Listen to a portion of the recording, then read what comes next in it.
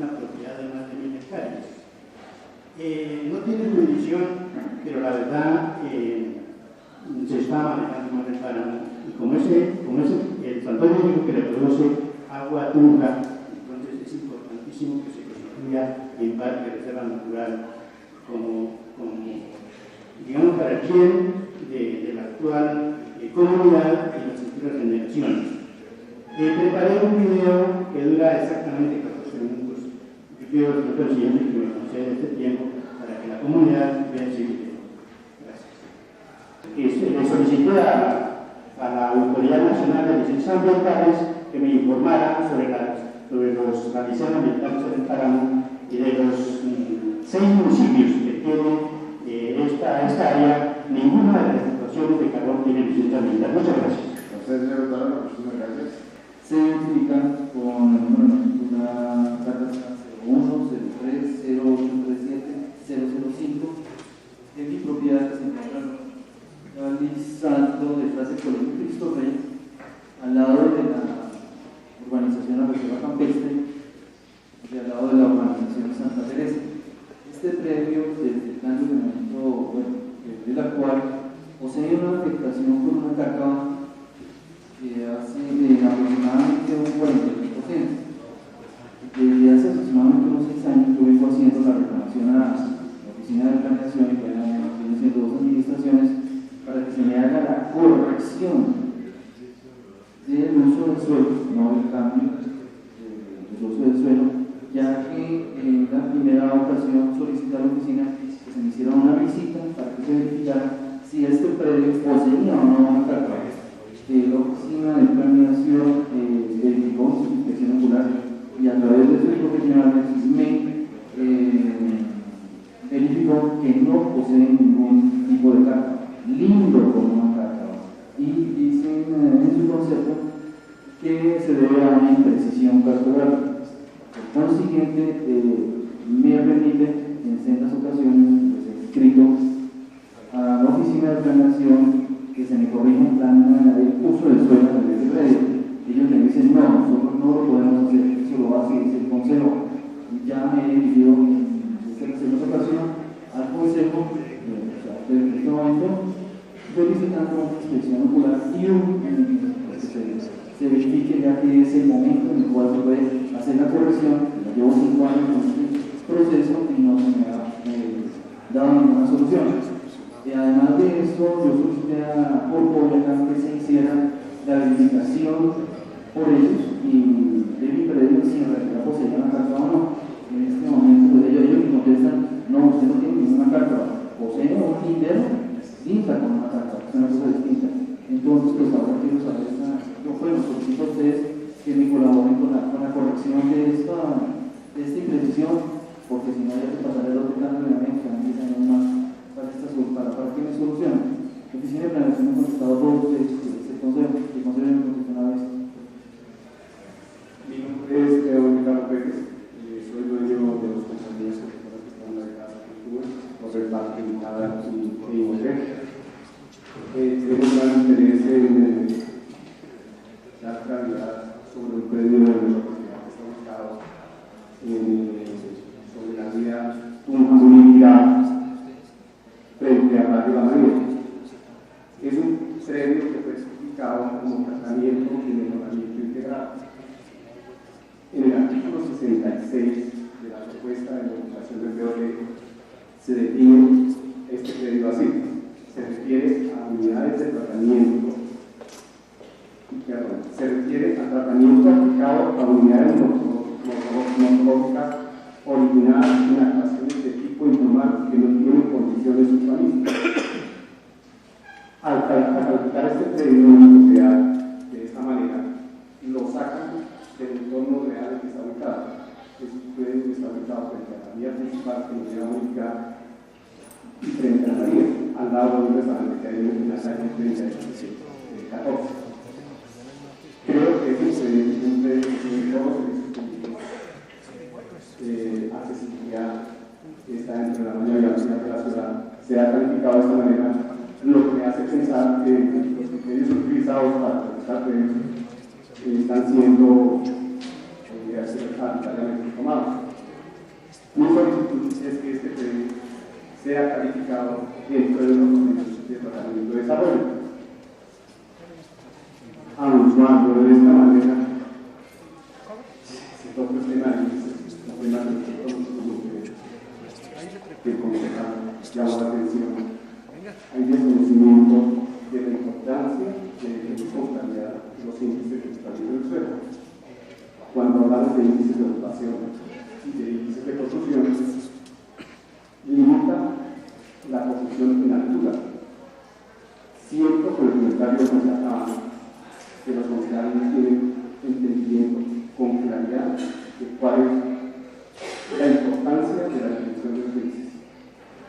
Si no tenemos claridad respecto a la ciudad, queda abocada a construcciones a un solo nivel. Este predio que estoy hablando tiene 1.000 metros cuadrados, con los índices propuestos del 1%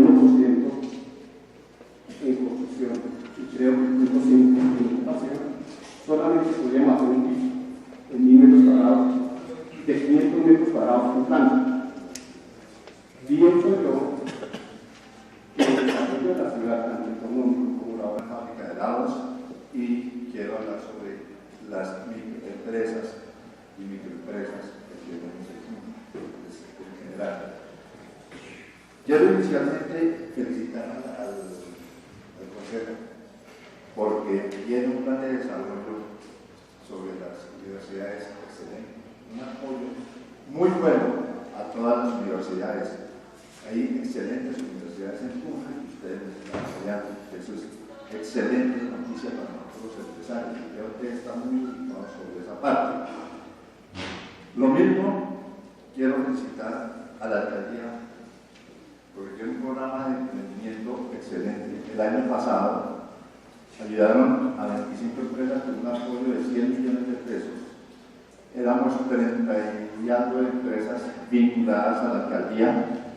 Este año ya vamos más de 80 empresas vinculadas a la alcaldía y mantienen una orientación de educación excelente, nos dictan cursos de capacitación permanentemente y entonces están apoyando totalmente a la microempresa. Pero nada logramos con que tengamos unas universidades que sacan más de 500 estudiantes al año, profesionales, donde la alcaldía apoye no solo con planes, sino con orientación profesional. Si llegamos al POT y nos trancamos, no por culpa de la Secretaría de Planificación, es porque el POT no habla de industria. Tenemos en todo el POT, no alcanza a hacer media página hablando de industrias. Entonces es gravísimo, porque una ciudad que no promueve las industrias, donde se bloquea muy fácil, porque uno va a pedir un uso de suelo para una industria y la Secretaría de Planificación no tiene las herramientas de energía. Ya les toca ese conocimiento y la verdad, por mucho que sepan, las industrias son muy variadas para poder orientar, para ellos puedan orientar el uso de suelos por concepto personal.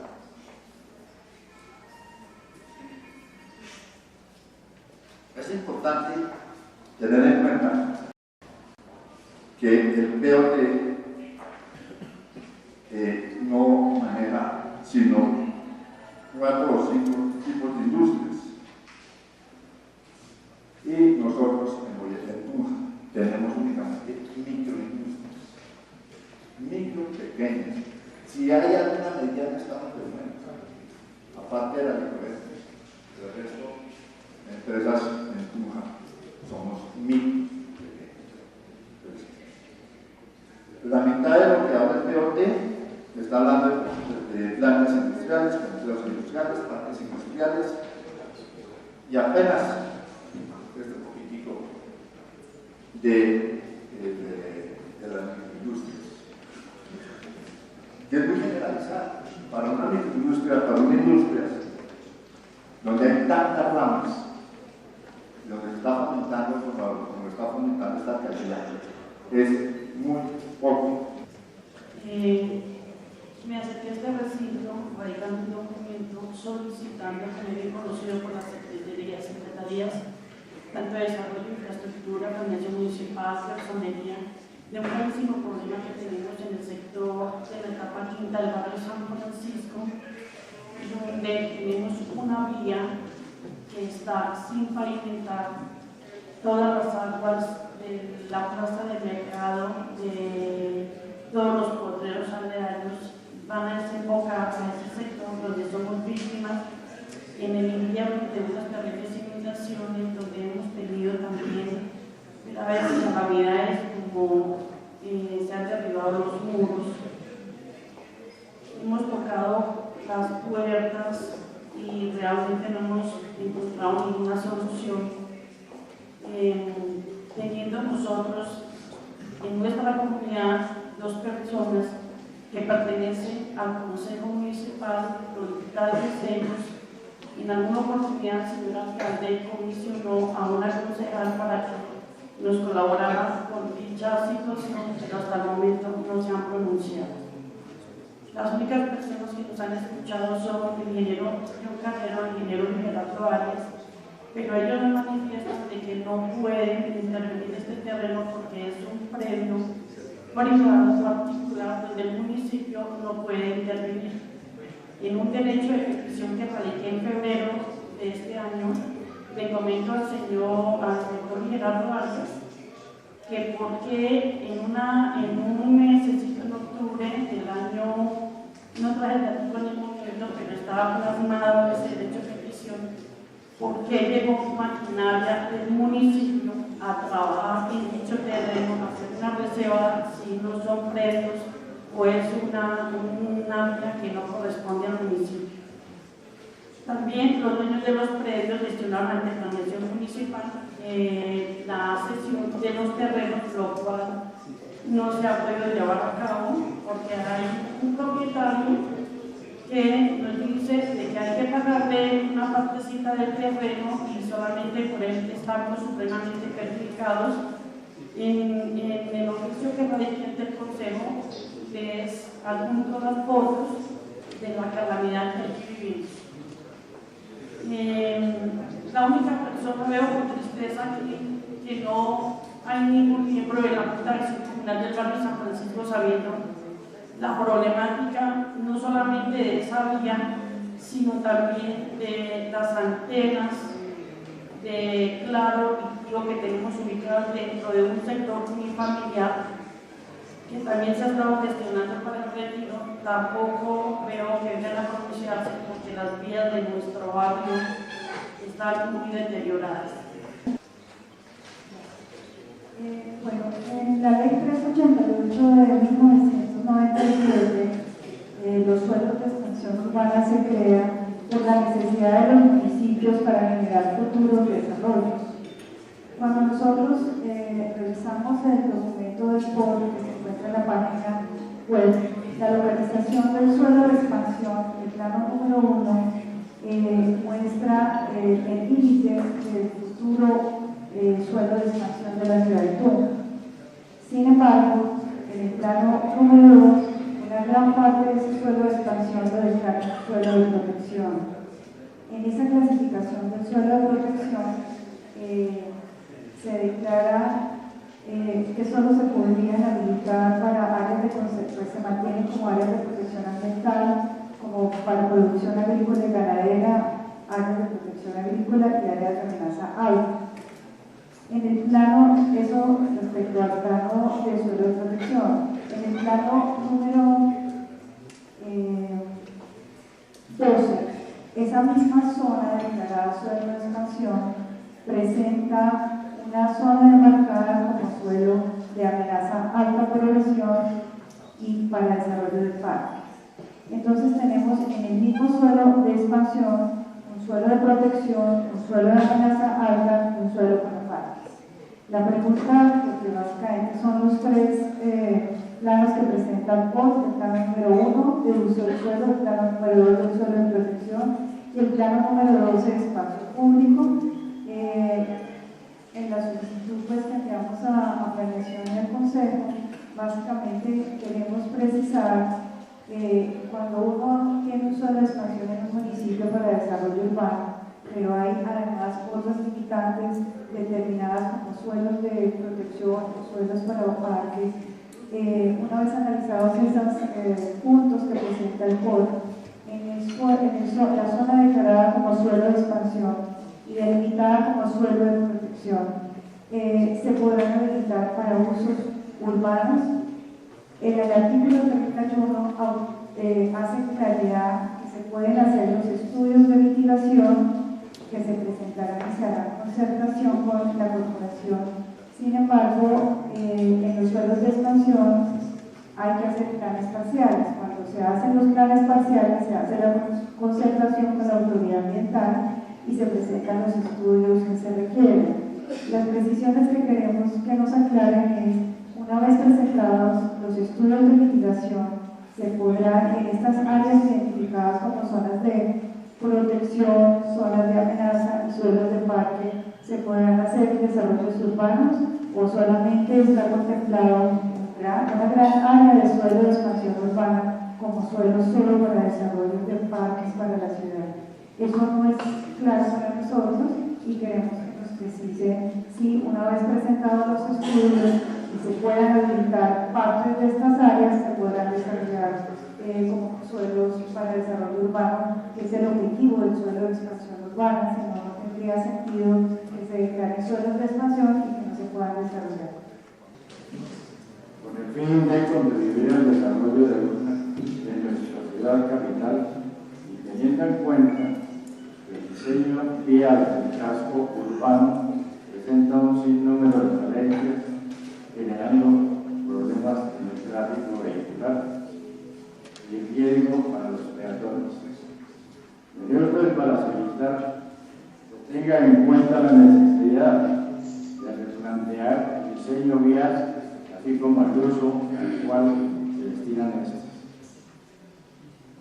Lo anterior obedece a que existen sectores invadidos en las vías utilizados para el cargue y descargue de mercancía, obstaculizando el triunfo vehicular, así como vías inconclusas que terminan en potreros y no conducen a ningún lugar.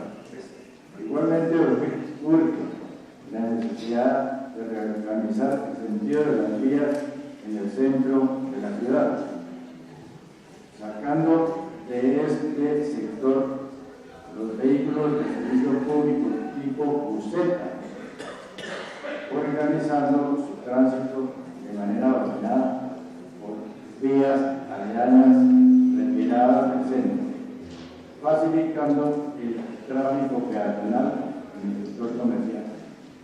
De igual manera, se requiere de manera urgente la implementación de paraderos fijos para el servicio público tipo buseta, donde estos automotores de manera obligatoria dejen y recojan pasajeros, evitando que se detengan en cualquier lugar, como lo vienen haciendo, generando caos y desorden. De igual manera, es inaudito que todas las rutas, sentido norte, sur y viceversa, pasen por la plazoleta Las Muiscas. La solicitud de petición que hemos hecho con voluntarios de un poder ubicado en Secretaría de Salud, es que nos lo dejan como protección ambiental. El cabildo pasado tuvimos la oportunidad de hacerles una presentación a ustedes muy juiciosamente que me animaría. Ustedes la hagan de yo. Me gustaría que algunos de ustedes aquí la sacaran y la miráramos de nuevo. Sin embargo, me tomé la molestia de volver a traerles lo que se presentó como resumen. Yo solo quería advertir de esto que se está tramitando hasta el día de hoy. No es legal y que nosotros como propietarios y como ciudadanos estaremos prestos en los entes de control, tanto Fiscalía como Procuraduría y entidades institucionales, a colocar la queja. Ustedes, más que nadie, juiciosamente saben de qué se trata, cuál es el tema, qué es lo que queremos Pero me parece que esto se ha hecho con un tono muy diferente a lo que venían ustedes y lo que se pretendía cuando fue unido este proyecto o este acuerdo. Esto me vuelve a ver. Entonces me gustaría que ustedes, realmente que tienen conciencia, miren realmente qué es lo que se está haciendo, no solo por la propiedad que nosotros tenemos, sino por la ciudad.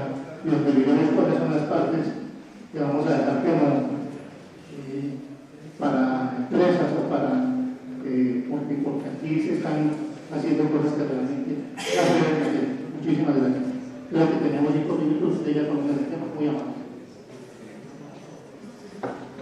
La intervención hace referencia básicamente al cambio de uso del suelo en algunas zonas de la ciudad en relación a dos partes. El tema de las dudas desde mi punto de vista que genera a los constructores el nuevo sistema que se realiza a través de las fichas normativas. Les explico.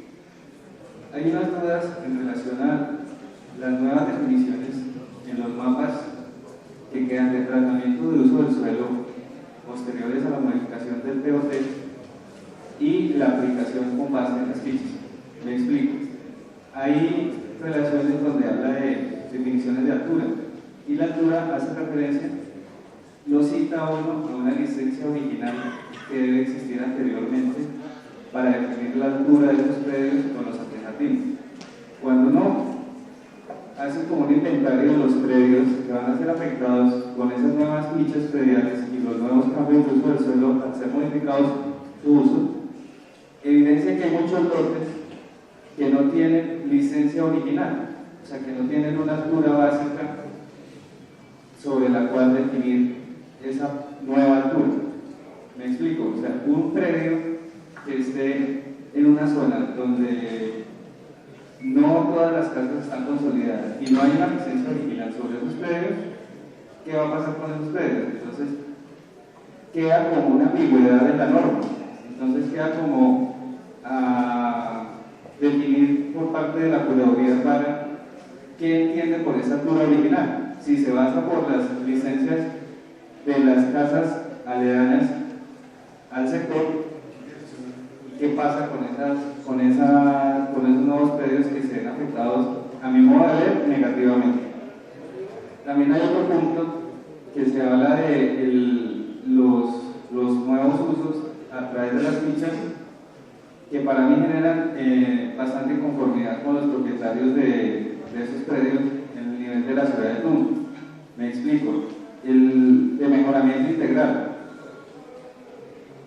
La densificación de la ciudad de Tunja en los predios de mejoramiento integral hace casi imposible que algún constructor decida hacer un proyecto en esas zonas de mejoramiento integral. Para la muestra, podemos ver sitios como sectores cercanos a Santa Lucía, que son muy cercanos al centro y que realmente pues tienen como bastantes posibilidades de desarrollo si se permitieran densificar. Pero por el nuevo POT realmente seguimos con lo mismo. O sea, la densificación de esas zonas es mínima. O sea, la única forma donde se pudo densificar una parte de la ciudad de Tunja fue a través de un decreto o una norma que se hizo anteriormente y que posteriormente fue derogada en el año 2012. 2013 creo que fue derogada, donde se permitió densificar un poco esas partes de la ciudad. Y ahora, en los únicos sitios donde se va a poder hacer vivienda en altura y densificación es en la zona del corredor de la doble calzada, que ahí sí se va a permitir a través de los planes parciales hacer esa modificación de uso del suelo, los cuales van a tener un beneficio alto, y en el POT se habla de que van a tener una afectación con plusvalía dependiendo las unidades de actuación urbanística que se desprenda de él. Pero eso no está reglamentado y no está como el inventario actual en el documento del POT nuevo. No aparece reglamentado y listado qué predios son afectados positivamente y que tienen esa afectación de plusvalía. Se habla de que posteriormente se hará ese listado, de que posteriormente se hará esas unidades de actuación urbanística. Todo se habla de que se hace posteriormente. Dan unas fechas y unos plazos y cómo se debe hacer el procedimiento. Calle 24 y 25 del barrio Santa Lucía de Tunja. Segundo, quiero aclarar y precisar que la vía pública no es interrupción, sino una usurpación de la calle 24 por la carrera 15. En este punto está carretera en un 90%. Están los lotes de los hermanos Barón Suárez Gonzalo, Barón Suárez Salvador, tercero. Los usurpadores a quienes más adelante mencionaremos por los nombres. Está a la vez construido una enramada simple para amontonar leña y para parquear más de 5 carros. Así violan los derechos humanos y los derechos constitucionales. 4. Construyendo esta enramada, toma posesión de este espacio en el año 2006 aproximadamente. Estos usurpadores impiden la continuación de la carrera 15 hacia la calle 25, también impiden la salida de los hermanos Barón por la carrera 15, impidiendo construir su vivienda. Aunque a favor Barón sale particularmente determinadamente por el portillo de la cual queda en la carrera 15, teniendo fotos que se han tomado a los trabajadores de Proactiva, arreglando el tubo de agua de consumo.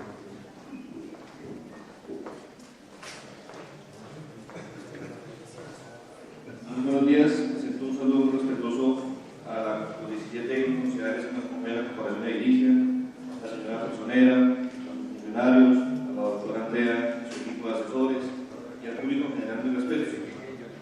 Quisiera sintetizar, digamos, la intervención del día de hoy en 5 puntos muy cerraditos, dado que hay muy poco tiempo para la intervención y que esto ya se discutió en el pasado. Lo primero es decir que la propuesta se mantiene, la que hemos radicado en Febrero, dado que el POT que se presentó a comienzos de este año es el mismo, pues nosotros presentamos la misma propuesta. Por supuesto que hemos hecho algunos avances que se transmitirán si es que se llegan a hacer algunos acercamientos que esperamos que sí. La propuesta en síntesis era la siguiente, vamos a resumirla rápidamente para que la comunidad interesada la conozca y para que no quede como en el aire que era exactamente lo que nosotros habíamos propuesto. Se resumía en que primero debemos aplicar una política pública en materia de convivencia ciudadana. Ese era el preámbulo de la propuesta. Funcionen o inclusión en establecimientos que expendan licor, se debe mantener un equilibrio con la convivencia ciudadana, o sea, una armonización entre los residentes y los comerciantes. Y para eso hay que implementar programas de ropa segura, hay que implementar puestos de mando unificados en las diferentes zonas donde vayan los establecimientos de comercio. Repetimos, es interés principal de las ciudades hogares que las personas residentes tengan tranquilidad ciudadana y creemos que podemos coexistir de forma armónica. Lo segundo era una diferenciación de establecimientos de comercio, clasificar que eran bares, que eran tiendas, que eran licoreras, que eran clubes sociales, que ahora se están proliferando, que eran cafebares, etc. Lo tercero era que se hiciera una categorización de estos establecimientos de acuerdo a su impacto. Entonces algunos serían impacto medio, otros serían impacto bajo e impacto alto. Allí especificábamos detalladamente cuáles correspondían a cuál impacto y por qué características. Lo último era que se diseñaran 3 zonas de rumba segura en la ciudad de Tunja. Las 3 zonas que proponíamos eran, una, el casco histórico, pues ahí detallábamos también por qué el casco histórico debe tener este funcionamiento. La segunda zona era la zona media, que estaba, la zona norte, que estaba entre el puente de Santa Inés y Bavaria, y la tercera zona era entre la carrera 11 y la calle, entre calle Sexta y Novena. Allí explicamos por qué esta zona debía funcionar, cuáles eran las características. La zona sur era la carrera 11 entre calle Sexta y Novena. Esa propuesta ya está acá en la corporación, sin embargo hemos adelantado un poco porque se preguntarán, bueno, en el casco histórico, ¿cuántos inmuebles hay?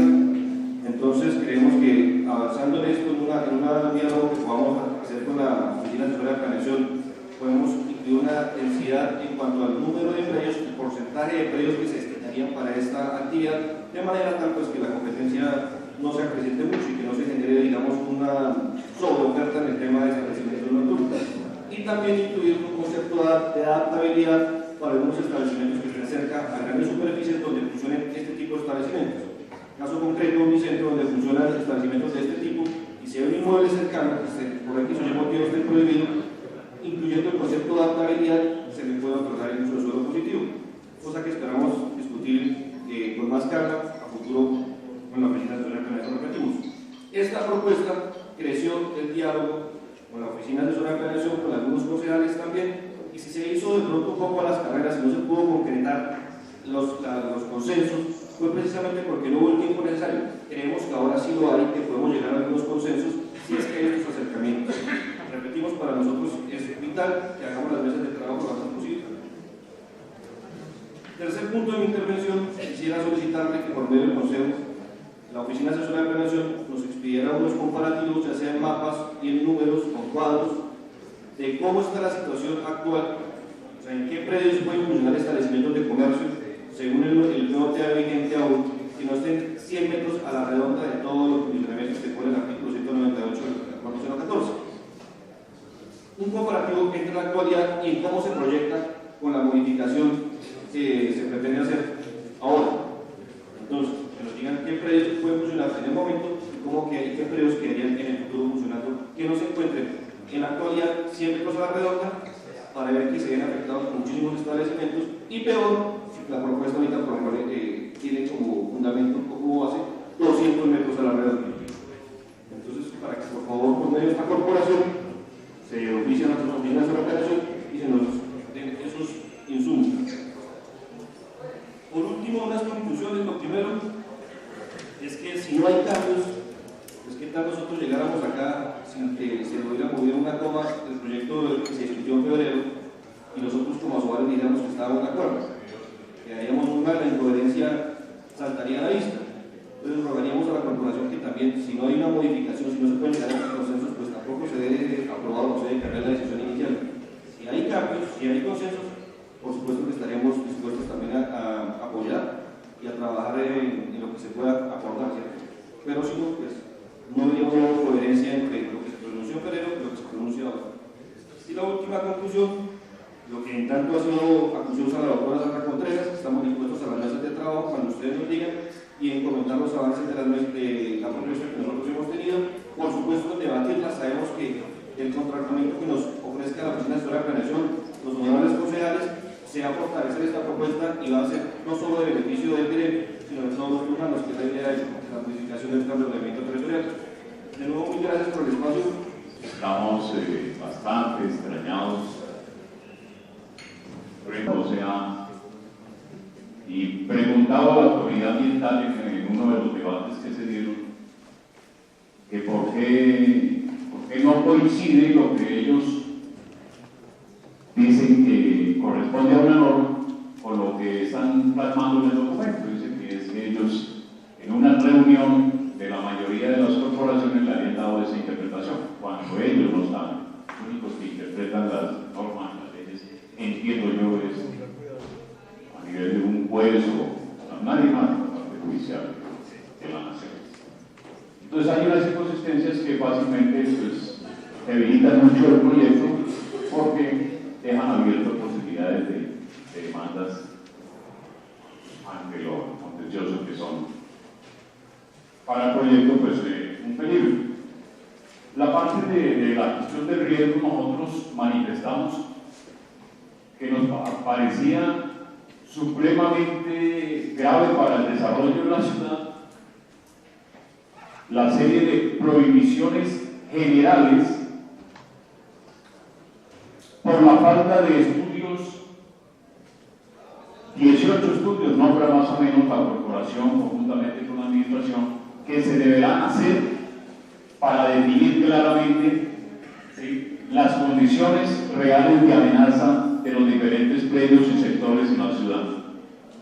Entonces ellos fácilmente dicen que todo el valle, como es inundable, entonces hay amenaza de inundación, entonces no se puede construir. Que todas las zonas de Cárcava que existen desde los planos del primer POT, que son zonas con una afectación ambiental y por lo tanto tampoco se puede construir. Y vamos a ver, y hay muchas cárcavas que ya no existen. Hay cárcavas que fueron rellenadas, hay cárcavas que fueron ya de alguna forma construidas. Cuando hay una norma nacional, hay un decreto que es el que rige las curadurías a nivel nacional, que dice que frente a un predio que tenga cualquier tipo de amenaza de carácter ambiental, se debe presentar un plan y unas obras de mitigación ante la curaduría, anexo a los documentos normales de una licencia, y la curaduría dará el visto bueno y se vigilará la hechura de las obras correspondientes a la mitigación. O sea, ahí hay un tema que no se ha definido ni por parte de la administración, que eso se debe concertar con la corporación y obviamente con los gremios porque esto es un limitante muy grande para la construcción. Hay otros temas como lo de construcción, de urbanismo.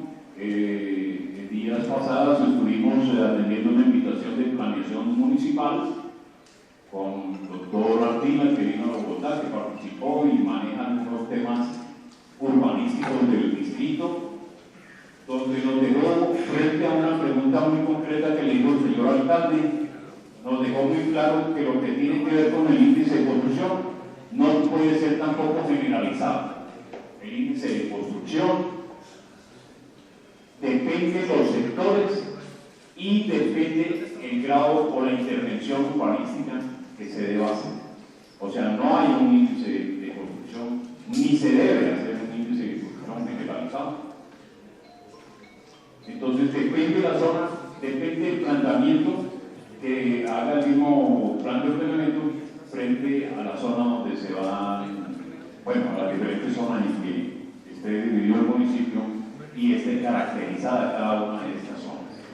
O sea, frente a eso se le dijo a planeación muy claramente que ese es un tema para revisar, porque es un tema muy importante en el desarrollo de lo que básicamente es la parte constructiva y de edificaciones en el municipio. Igualmente se le hizo la pregunta muy importante al doctor Ardila, cuando él manifestó, cuando se le hacía el cuestionamiento de cómo se estaba manejando la parte de las 50 y pico quebradas, que quienes corremos a Bogotá nos hablamos de dónde están esas 50 y pico quebradas, pues muchas están pavimentadas, muchas están ocultas, muchas están canalizadas para el manejo de aguas lluvias en Bogotá, y el manejo de, porque allá también hay mucho alcantarillado combinado, de cómo se está haciendo, cuál es la política frente al manejo de aguas lluvias para separar este tipo de alcantarillado, de aguas servidas frente a las aguas. Nos llamó mucho la atención porque ese es un tema y un debate que se ha dado también en la ciudad de Tunja frente a las dos cloacas que tenemos caracterizadas como ríos, que es el origen del río Chicamocha, el río Jordán y el río La Vega, que siempre hemos peleado porque estando situados su recorrido, la mayoría de su recorrido en el sector urbano de la ciudad, por el valle, que es una zona compuesta por suelos de sedimentación muy desdrenable, unos suelos que son supremamente débiles frente a la acción abrasiva del agua, que la mejor fórmula es la canalización, como se demostró en el tramo que se canalizó del río Jordán entre el barrio San Antonio y la glorieta de la Gobernación, que por qué razón ese tipo de actuaciones no se hacían con estas dos corrientes de agua que hay en la ciudad de Tunja. Él mismo decía, el doctor Ardila decía, que en Bogotá se han hecho muchas canalizaciones. Y está de reciente, que es un proyecto que ruega al organizado a nivel mundial la recuperación de la quebrada del río Pocha, que cada que había invierno pues generaba una serie de inundaciones en un vasto sector de la ciudad capital y realmente se hizo una canalización y se hicieron unas obras realmente complementarias muy buenas y rehabilitaron el río y rehabilitaron casi todas las zonas susceptibles y en los últimos grandes aguaceros no ha habido ningún problema. Entonces el planteamiento que nosotros le hacíamos al señor alcalde y a la administración es que se pensara en que en lugar de seguir gastando unos recursos como cerca de los 5.000 millones de pesos que se gastaron supuestamente en el dragado de los ríos y en la limpieza de los ríos, que lo único que finalmente terminó fue derrumbando absolutamente todos los árboles que habían, que fortalecen de alguna manera los taludes, que en lugar de seguir haciendo esa serie de tareas que cada que llueve vuelve y se sedimenta el río, que no trae ningún beneficio para este río, lo contrario, debilitan los taludes, que estos recursos de una vez por todas se lleven a un plan real de rehabilitación como la canalización de estas fuentes de agua. Pues básicamente reiterar que a nosotros nos parece, y lo dijimos claramente y fue nuestra posición, que para 2015, como es obligatorio la reforma general del POT, se complementen, se hagan los estudios que hacen falta, sobre todo en el componente ambiental, para que se tengan realmente las condiciones para tomar las decisiones que sí afecten a la comunidad y sobre todo al sector constructor. Básicamente, consideramos que esto es lo más importante, que no podemos seguir, que porque no hemos hecho, porque la administración o la corporación o el instituto o a quien le corresponda no haya hecho los estudios correspondientes, entonces la norma es vetar, prohibir. ¿Por qué? Porque se debe castigar al ciudadano cuando la responsabilidad no ha sido de él. Muchas gracias. En este momento tenemos claro que lo que digamos acá no va a servir de nada, que no se va a modificar absolutamente nada, que simplemente el documento que se presentó por parte de la administración de manera unilateral es el único que se va a aprobar o no aprobar, pero de las sugerencias que se ha hecho la comunidad, pues no va a salir nada. Están en un documento ya condensado, pero lo que les digo pues es nuestro deber hacerlo. Entonces yo quiero hacerles varios comentarios sobre el tema de participación ciudadana. Primero, la ley lo establece claramente. Si no hay participación ciudadana de calidad, es decir, que se haga por parte de la comunidad participación en la formulación, en el diagnóstico y inclusive en la ejecución de los planes y programas de la administración, pues el resto no hay nada. Es como ustedes están allá sentados escuchando y prácticamente de ahí no pasamos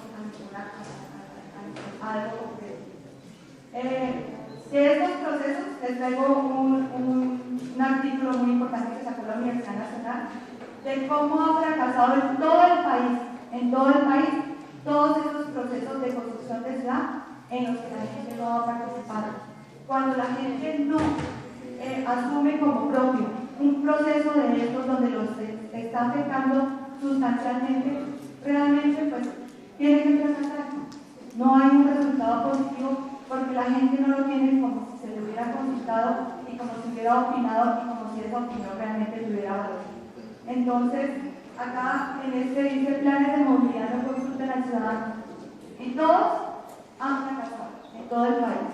Y se está revisando. Nosotros deberíamos aprender de esto y más aún un plan de ordenamiento territorial donde contempla tantos aspectos tan fundamentales y tan importantes.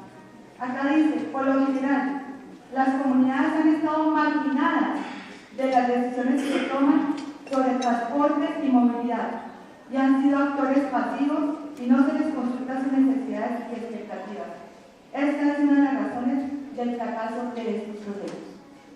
Ahí tienen ustedes uno de los elementos que nosotros como Camacol hemos cuestionado realmente, me parece que es uno de los aspectos más sustanciales.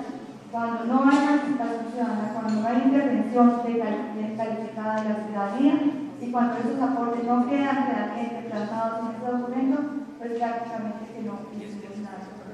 Entonces, en principio queremos dejar la constancia de que este es un proceso donde realmente lo que estamos es cumpliendo y nosotros sirviendo de alguna manera de comité de aplausos, por decirlo así, de un proceso que necesitaba más respeto y de un proceso que necesitaba realmente más seriedad por la importancia que merece y por las implicaciones que eso tiene. Bueno, pasando a un segundo punto, quiero hablar sobre la justificación de esta revisión excepcional. El enunciado de la propuesta de la Administración dice que es una revisión excepcional de la norma urbanística. Pero si nosotros nos vamos a la justificación y exposición de motivos, los enunciados cambian y se vuelven estructurantes, lo que es realmente merece un análisis más detenido. Entonces dice, la modificación excepcional de la norma urbanística, en la exposición de motivos, entonces se justifica en 5 temas fundamentales: los temas de movilidad, los temas de gestión de riesgo, la elaboración misma de la norma urbanística y la articulación de la legislación.